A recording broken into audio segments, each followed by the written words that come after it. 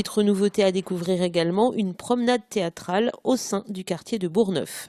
Pour cette année, nous avons choisi de faire des mises en scène en situation devant quelques maisons représentatives du quartier du Bourgneuf. Et ces 3 scénettes vont parler, vont s'exprimer au cours de 3 époques marquantes de Luçon: Richelieu, la présence de Richelieu, la Révolution française et la fin du 19e.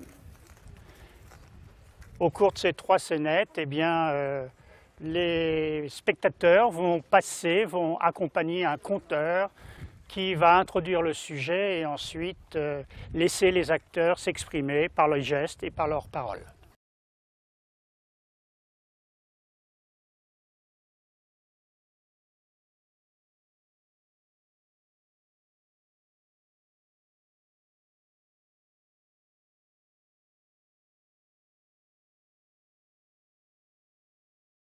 Dis donc, mon brave, votre cadran solaire, il a perdu son gnomon.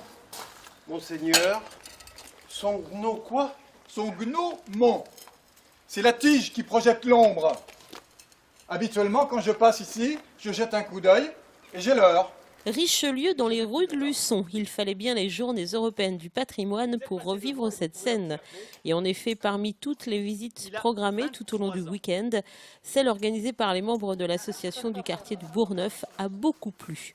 Le principe en était simple, à travers des personnages venus tout droit du passé, raconter quelques faits historiques marquants de ce vieux quartier luçonnais.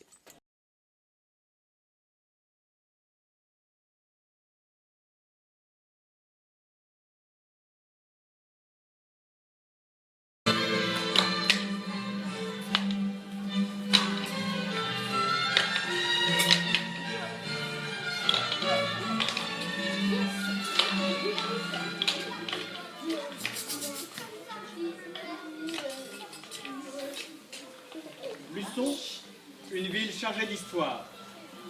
Si les pierres pouvaient nous la raconter, elles nous diraient si Richelieu avait vraiment vu se construire la glacière de la rue des Chanoines que nous avons vue tout à l'heure.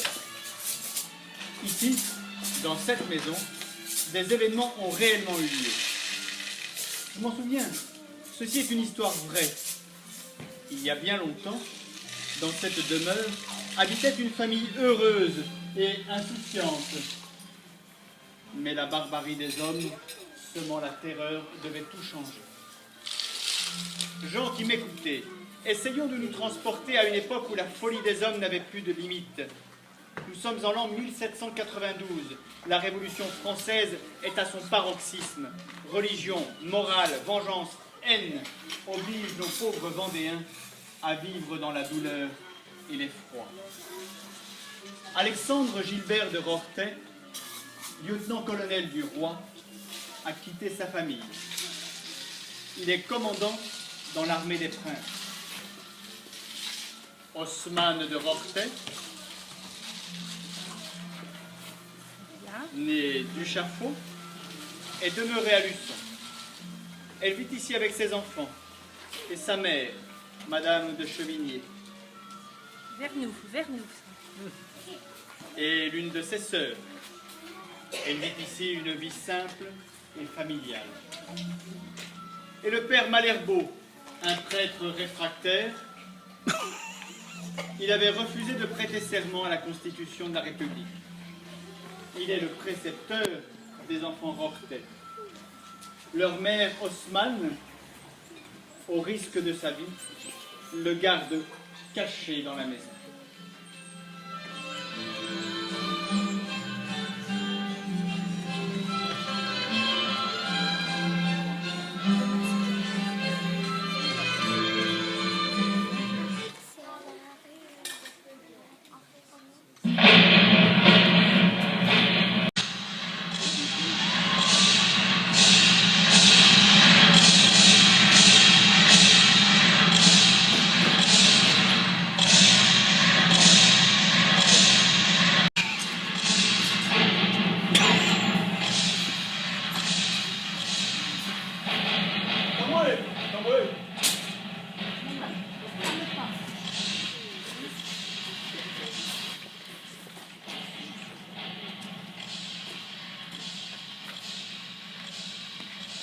un peu.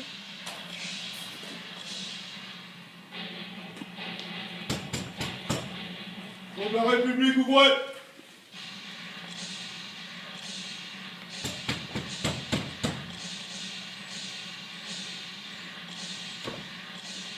Je suis chez la dame de Rortet.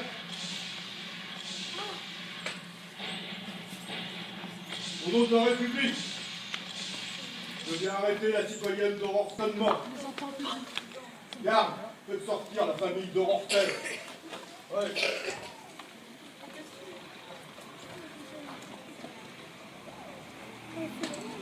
Ouais. Martin. Vous allez lentement là.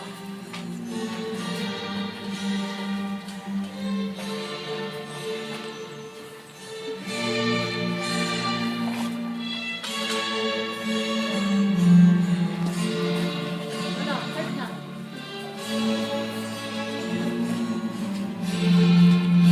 Il pleure Sandrine, hein.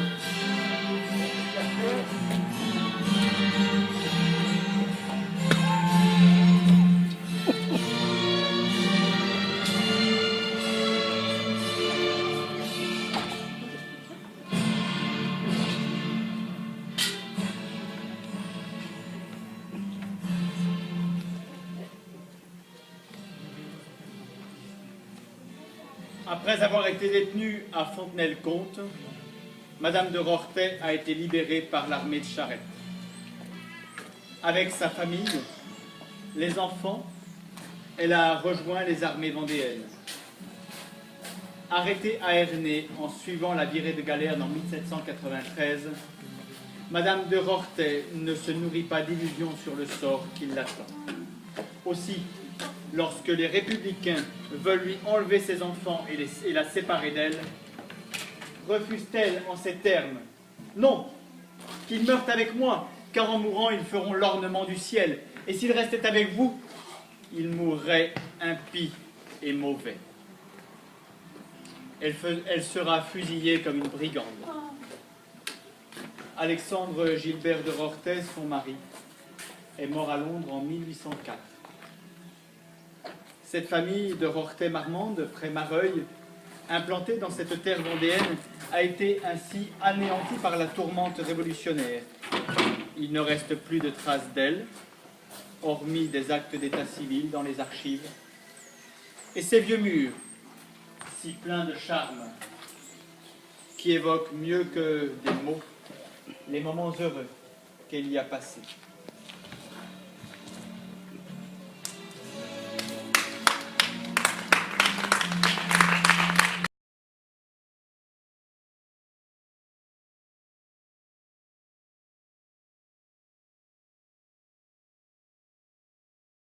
Nous, ici, on a eu l'idée, comme cette façade de maison, nous la trouvons intéressante. On sait que c'est du 19e, fin du 19e, mais on voulait mettre en œuvre, en valeur, la décoration que l'architecte, qu'on ne connaît pas, d'ailleurs dont on ne connaît pas le nom, on voulait mettre en valeur la décoration qu'il a donnée. Les textes ont été écrits par les propriétaires eux-mêmes qui ont dû ensuite se mettre en scène avec l'aide de l'association Les Compagnons du Théâtre. Car ces scénettes ont nécessité, mine de rien, beaucoup de travail et de répétition. De la pierre. J'ai voulu que les linteaux de la travée centrale soient en arc en plein cintre, y compris au second étage. Oui, Grignon de la Gétrie, j'ai bien voulu ces deux jeux. J'ai voulu marquer en effet ma distinction avec la famille Grignon, dont l'aura a été entachée. Oui, je vous parlais donc des linteaux dont la travée centrale porte des arcs en plein cintre. Ils escamotent ainsi la linéarité des plateformes rectilignes des ouvertures latérales. Compagnons du théâtre et du Bourgneuf. Les costumes ont été adaptés par les couturières des dés de Richelieu et sur les pas de Richelieu. Et je remercie également l'ingénieur du son, ou plutôt la régie, de la scène de Rortet-Marmande.